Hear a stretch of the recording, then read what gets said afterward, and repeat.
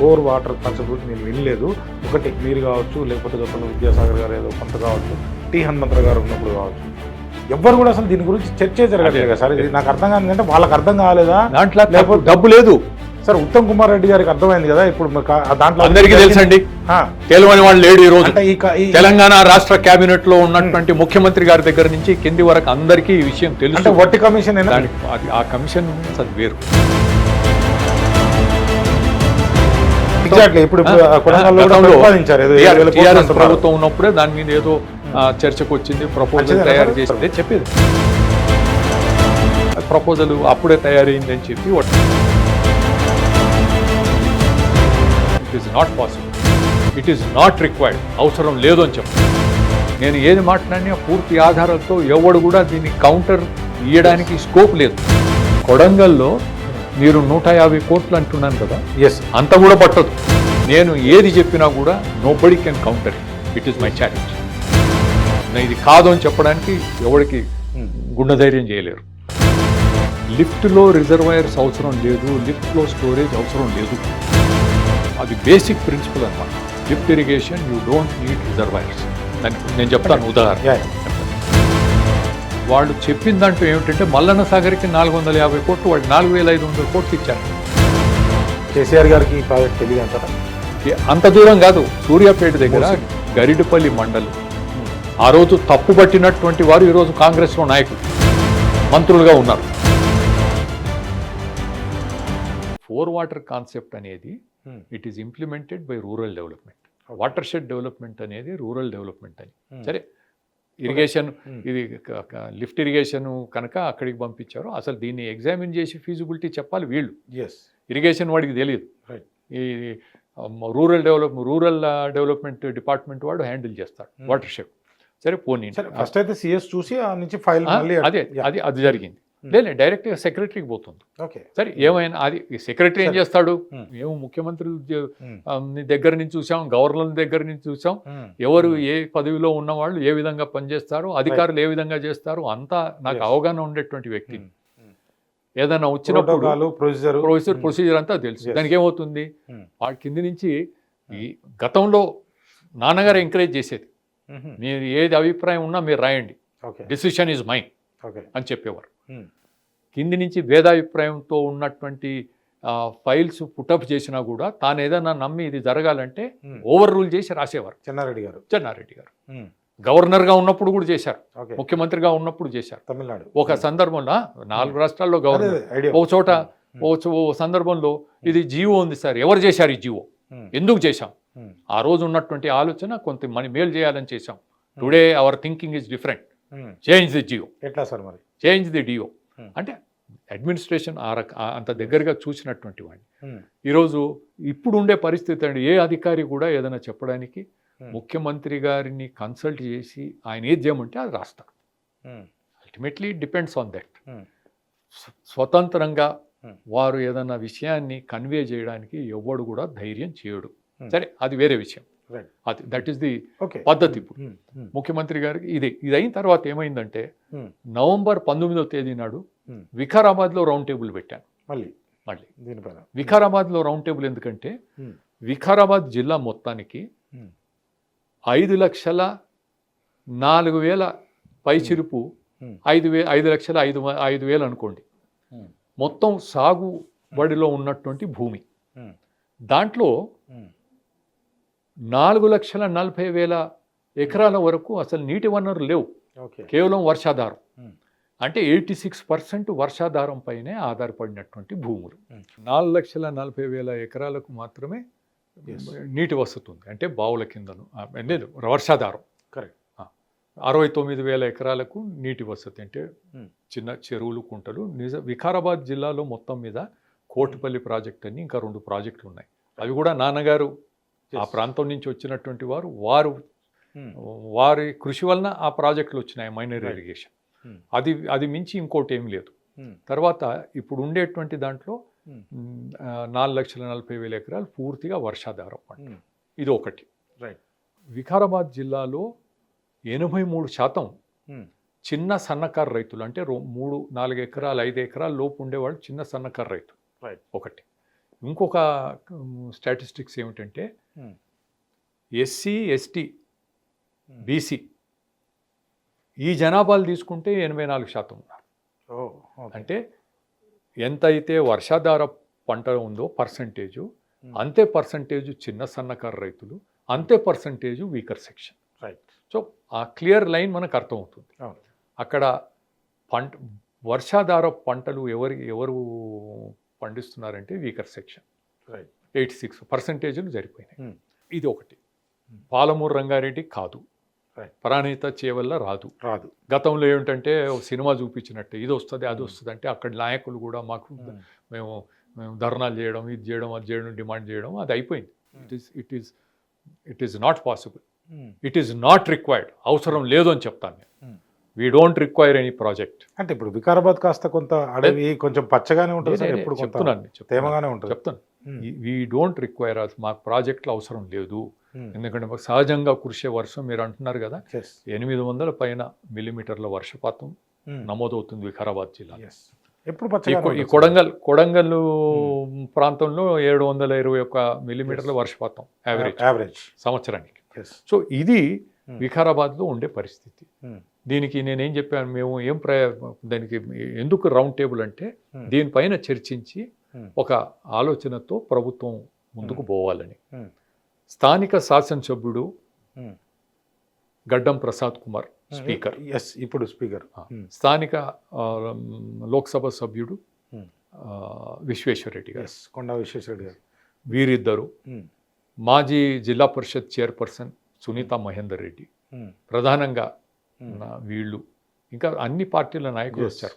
ఇది ఎందుకంటే Chennareddy memorial trust పార్టీలకు అతీతంగా, సో కామన్ ప్లాట్ఫామ్, అందరూ వచ్చారు. రైట్. ప్రసాద్ కుమార్ గారు 4 గంటలు మాతో కూర్చున్నాడు. కూర్చొని మీదంతా చర్చించింది. అక్కడ మళ్ళీ ఇస్రో నుంచి, వ్యాప్కోస్ నుంచి, అన్ని సంస్థల నుంచి సైంటిస్టులు అందరినీ పిలిచాను. ఏదైనా మేము హాఫ్ నాలెడ్జ్తో చెప్పేది కాదు, పూర్తి తరహా మనం దీన్ని ఇంప్లిమెంట్ చేసుకోవచ్చు అనేది వచ్చింది. దాంతో అదైన తర్వాత ప్రసాద్ కుమార్ కూడా ఏంటంటే మేము దీనికి పూర్తి సహకారాన్ని ఇస్తాం, శశిధర్ రెడ్డి గారు వింటుంటాం, ఈ మంచి ఆలోచన దీన్ని ముందుకు. నేను ముఖ్యమంత్రి గారికి అది కూడా పంపించాను. పంపించి గతంలో ఇరిగేషన్ వాళ్ళకి పంపించారు, అది కాకుండా దీనికి వీళ్ళకి పంపించండి, రూరల్ డెవలప్మెంట్ నెక్స్ట్ లెటర్లో రాశాను. ఈ 2 లెటర్స్ అయిపోయిన తర్వాత నేను ఇంకో లేఖ రాశాను. ఇప్పుడు మీరు ఏమిటంటే గతంలో చిన్నారెడ్డి గారు, డాక్టర్ చిన్నారెడ్డి, ఆయన రూరల్ డెవలప్మెంట్ మంత్రి రాజశేఖర రెడ్డి క్యాబినెట్లో. ప్రస్తుతం చీఫ్ సెక్రటరీగా ఉన్న శాంతకుమార్ గారు, శాంతికుమార్ గారు అప్పుడు చీఫ్ సెక్రటరీ, ఇప్పుడు చీఫ్ సెక్రటరీ. ఆ రోజుల్లో చిన్నారెడ్డి గారు మంత్రిగా ఉన్నప్పుడు ఆమె రూరల్ డెవలప్మెంట్ కమిషనర్. వారిద్దరూ ఈ గొట్టిగారిపల్లి గ్రామానికి వెళ్ళారు, వెళ్ళడం జరిగింది. వెళ్ళడం జరగడమే కాదు, అక్కడ ఉండేటువంటి పరిస్థితి చూసి ఒకేసారి 80 బోర్వెల్ శాంక్షన్ చేశాడు. వీకర్ సెక్షన్ దళితులకి, ట్రైబల్స్కి అంతా కలిపి 80 బోర్వెల్ శాంక్షన్ చేశాడు. అంటే అక్కడంతా పచ్చదనం, నీళ్లు అంతా కనబడుతున్నాయి కదా. అప్పటికి వాల్టా చట్టం ఉంది, అప్పుడు ఇచ్చేశారు. ఆమె కూడా వాళ్ళిద్దరూ వెళ్ళినటువంటి వారు. నేనే ఉన్నాను. నేనేమో ముఖ్యమంత్రి గారు నేను చెప్పింది ఏమిటంటే, ఆయన డిసెంబర్లో జహీరాబాద్ పోతున్నారు. అక్కడ ఏదో ఇనాగ్రేషన్ చేయడానికి, ఫ్లైఓవర్ ఇనాగ్రేషన్ చేయడానికి జహీరాబాద్ పోతున్నారు. జహీరాబాద్ పోతే అక్కడి నుంచి 1 గంట సేపు టైం తీసుకుంటే ఈ గ్రామానికి వెళ్ళి సందర్శించవచ్చు. నేను ఇంత పెద్దది మేము చెప్పినప్పుడు ఊరికే గాలిలో కాదు కదా, వెళ్ళి చూసారమ్మని చెప్పి రిక్వెస్ట్ చేశాను ముఖ్యమంత్రి గారు. కానీ ముఖ్యమంత్రిగా మీకు ఉన్నటువంటి కార్యక్రమాల్లో మీకు ఒకవేళ వీలు కాకపోతే, గతంలో రూరల్ డెవలప్మెంట్ మంత్రి పనిచేసి ఇప్పుడు ప్లానింగ్ బోర్డుకి వైస్ చైర్మన్గా ఉన్నటువంటి చిన్నారెడ్డి గారు, అప్పుడు రూరల్ డెవలప్మెంట్ కమిషనర్, ఇప్పుడు చీఫ్ సెక్రటరీగా ఉన్న శాంతకుమార్ గారు, వారిద్దరిని పంపించండి. వాళ్ళిద్దరిని పంపించి రిపోర్ట్ తెప్పించుకోండి. 24 సంవత్సరాలు అయింది, ఇప్పుడు ఏంటి పరిస్థితి? ఆనాడు 3 పంటలకు నీళ్లు, ఈ రోజు కూడా 3 జరిగిందా? రిపోర్ట్ తెప్పించుకున్నారా అని నాకు మొన్న తెలిసింది. ఏమిటంటే చిన్నారెడ్డి గారు రావాలనుకున్నారంట, వాళ్ళ ఆఫీస్ నుంచి ఫోన్ వచ్చింది. అధికారులు భయపడ్డారంట. సీఎం ఆఫీస్ నుంచి కూడా ఏదో అడిగినట్టు ఏదో తెలిసిందంట. అధికారులు భయపడ్డారంట. ఆ గ్రామం వాళ్ళకి ఫోన్ చేశారంట, రూరల్ డెవలప్మెంట్ లోకల్గా. కరెక్ట్. మా మీద ఏమైనా కంప్లైంట్స్ పోయినాయా ఏమిటి అని అనుకున్నారు. నేను మాట్లాడాను వాళ్ళకు. వాడికి చెప్పింది ఏంటంటే, చిన్నారెడ్డి గారు 16వ తేదీ రావాలనుకున్నారు, ఓకే, కానీ జైపాల్ రెడ్డి గారి జయంతి ఉన్నదని ఆ రోజు కాదు, తర్వాత వస్తున్నది, ఇంకా ప్రోగ్రామ్ ఫిక్స్ చేయలేదు. సో అంత అది అనుకోకుండా ఏమైందంటే, నేను ముఖ్యమంత్రి గారికి లెటర్ రాసి వీళ్ళని పంపించాలన్నప్పుడు మన agriculture university golden Jubilee old students సంబంధించినటువంటి సెషన్లో నేను ఓల్డ్ స్టూడెంట్నే, నా పక్కన చిన్నారెడ్డి గారు ఓల్డ్ స్టూడెంట్. నేను చెప్పాను, నేను అక్కడ మాట్లాడిన స్పీచ్ పంపిస్తాను. ఆ రోజు నేను ఓన్లీ 4 వాటర్ కాన్సెప్ట్ గురించి మాట్లాడాను. తప్పకుండా అది ప్లే చేద్దాం. పెట్టి చిన్నారెడ్డి గారు ఆ రోజు మంత్రి మీరిద్దరు వెళ్ళండియా, ముఖ్యమంత్రి గారికి రాశాను నేను లెటర్ అని చెప్పి నేను ఆయనకు ఫేస్ టు ఫేస్ చెప్పినట్టే కదా, ఆయన ఉండే సభలో నేను మాట్లాడాను. కనుక ఇవి ఆయన సరే కనీసం చూడాలనిపించింది. చాలా నాకు అనిపించింది ఏంటంటే, ఇదంతా ఎందుకు సార్, ఒకసారి సిఎస్ గారికి మీరు డైరెక్ట్గానే ఫోన్ చేసో, లేకపోతే లైక్ స్పీకర్ గారికి ఫోన్ చేసో, ఒక మాట ఆయనతో కూర్చొని ముఖ్యమంత్రి గారితో ఇది డిస్కషన్ చేస్తే 150 కోట్లతో ప్రజలకి అంటే దాదాపుగా 6,000 కోట్ల రూపాయలు ఆదా అవుతుంది కదా సార్. 7,000. అంతేకాదు నేను చెప్తున్నాను, అంటే కామన్ మ్యాన్ అంతకు మించి నేను ఉండేటువంటి ఆలోచన ఏమిటంటే, ఈరోజు ఇది ఏదైతే మేము చేస్తున్నామో దీనికి ఈ వర్క్ చేయాలనేటువంటిది నేను గత మాసం 24 డిసెంబర్ ఢిల్లీలోని జేఎన్యూ జవహర్లాల్ నెహ్రూ యూనివర్సిటీ చాలా ప్రతిష్టాత్మకమైనటువంటి యూనివర్సిటీ, అక్కడ నేను చీఫ్ గెస్ట్గా వెళ్ళాను. హైదరాబాద్లో ఉన్నటువంటి సంస్కృతి ఫౌండేషన్ వారు జేఎన్యూతో కలిసి కొలాబరేషన్లో ఒక నేషనల్ సెమినార్ ఏర్పాటు చేసి నన్ను చీఫ్ గెస్ట్గా పిలిచారు. అక్కడ వెళ్ళి నేను ఈ ప్రజెంటేషన్ కూడా చేసి వచ్చాను దీనిపైన. అంటే ఇంకోటి ఏమిటంటే, ఈరోజు సరే ఇదేమో ఇక్కడ ఎట్లా పర్సూ చేయాలి, 29వ తేదీ నాడు డాక్టర్ లక్ష్మణ్ గారు ఈ మధ్య వింటర్ సెషన్ జరిగినప్పుడు నీటి గురించి ప్రస్తావన చేయడానికి ఆయనకు పర్మిషన్ ఇచ్చారు రాజ్యసభలో. చతుర్విధ జల ప్రక్రియ హనుమంతరావు కాన్సెప్ట్ గురించి రాజ్యసభలో కూడా ప్రస్తావన చేయడం జరిగింది. బీజేపీ లక్ష్మణ్ గారు, డాక్టర్ లక్ష్మణ్. నేను ఆ స్పీచ్ కూడా పంపిస్తాను. సో ఇది దీన్ని ఒక పార్లమెంట్లో మొదటిసారి దీని ప్రస్తావన జరిగింది. కాన్సెప్ట్ గురించి ఇంత తక్కువ ధరతో ఇంత డబ్బు ఇంత వస్తుందా అని చెప్పి చాలా మంది ఎంపీస్ కూడా అడిగారంట. ఆయనకు కూడా ఇంట్రెస్ట్ ఏంటంటే ఆ గ్రామానికి సందర్శిస్తామని. 29 నాడు లక్ష్మణ్ గారు మేము ఆ గ్రామానికి, నేను చాలాసార్లు పోయి వచ్చాను. ఈ మధ్యకాలంలో నేను కోడంగల్ ప్రాజెక్టు సీఎంకు రాసినటువంటి లెటర్ అంతా కూడా రాష్ట్ర గవర్నర్ వారిని కలిసినప్పుడు వారికి ఒక ప్రత్యేకమైనటువంటి ప్రజెంటేషన్ తయారు చేసి గవర్నర్ గారికి ఈ 4 వాటర్ కాన్సెప్ట్ ఏమిటి అది ఇదని ఆయనకు నేను ప్రజెంటేషన్ ఇచ్చొచ్చి ముఖ్యమంత్రి గారికి రాసినటువంటి లెటర్ గురించి కూడా ప్రస్తావన చేసి నన్ను అడిగారు, మీరు ముఖ్యమంత్రి గారితో డిస్కస్ చేశారా అని.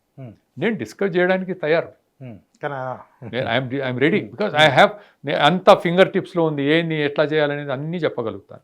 ఆయన వినడానికి మాట్లాడడానికి రెడీగా ఉంటే ఐ హ్యావ్ నో అబ్జెక్షన్. ఇది పార్టీలు కాదు కదా, ప్రజలకు మేలు జరిగేటువంటి దాంట్లో I'm ready to talk to anybody.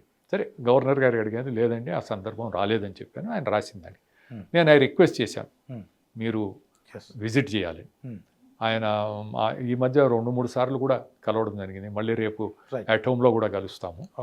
ఆయన ముందు డిసెంబర్లో వస్తాననుకున్నారు, కానీ రాష్ట్రపతి హైదరాబాద్కి రావడం, ఉపరాష్ట్రపతి రావడం వీలు కాలేదు. జనవరి మధ్య సెకండ్ హాఫ్లో అట్లా వస్తానని. అయితే ఇప్పుడు లక్ష్మణ్ గారు తీసుకెళ్తున్నాం, వారిని రిక్వెస్ట్ చేసి నెక్స్ట్ మంత్ రమ్మంటాను. గవర్నర్ గారు కూడా వస్తారు. సో ఇది ఇక్కడ ఉండేటువంటి పరిస్థితి. దీన్ని ప్రత్యామ్నాయంగా కొడంగల్ని పక్కన పడేయండి, యూ డోంట్ రిక్వైర్. మీరు ఈ 1,00,000 ఎకరాలతో పాటు ఈ కింది ఇంకోటి, ఈ గొట్టిగారిపల్లి ఈ గ్రామం కోయిర్ మండలం ఏం జరుగుతుందంటే, అక్కడ గతంలో ఒక మైనర్ ఏరియా, అంటే ఎక్కడైనా వాటర్ షెడ్ అంటే ఎక్కడో మైనర్ ఇరిగేషన్ చిన్న చెరువు కుంట ఉంటుంది కదా, అక్కడ ఉండేటువంటి మైనర్ ఇరిగేషన్ కింద కాలువలన్నీ పేసుకోవడానికి అప్పుడు బాగారెడ్డి గారు మంత్రిగా ఉన్నప్పుడు చేయించారు ఆయన నియోజకవర్గం.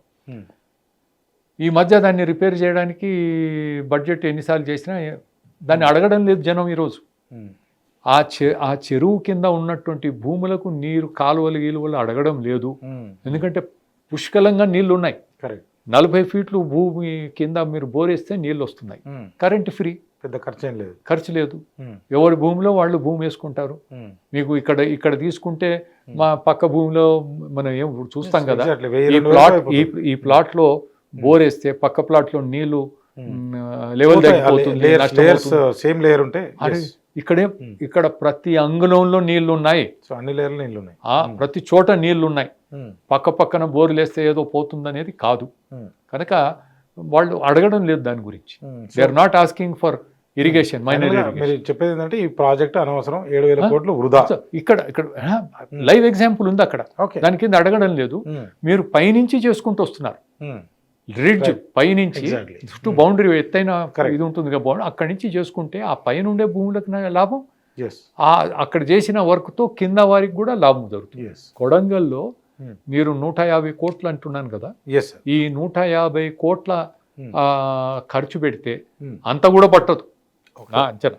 ఎందుకంటే 77,000 పైన ఉంది. Catchment area 77. ఈ 77,000 ఏకర్స్ని మీరు ట్రీట్మెంట్ చేస్తే అక్కడ నీళ్లు ఉంటాయి, కింద నీళ్లు ఉంటాయి. 170,000 మందికి ఎకరాలకు కూడా నీళ్లు ఇచ్చే అవకాశం ఉంటుంది.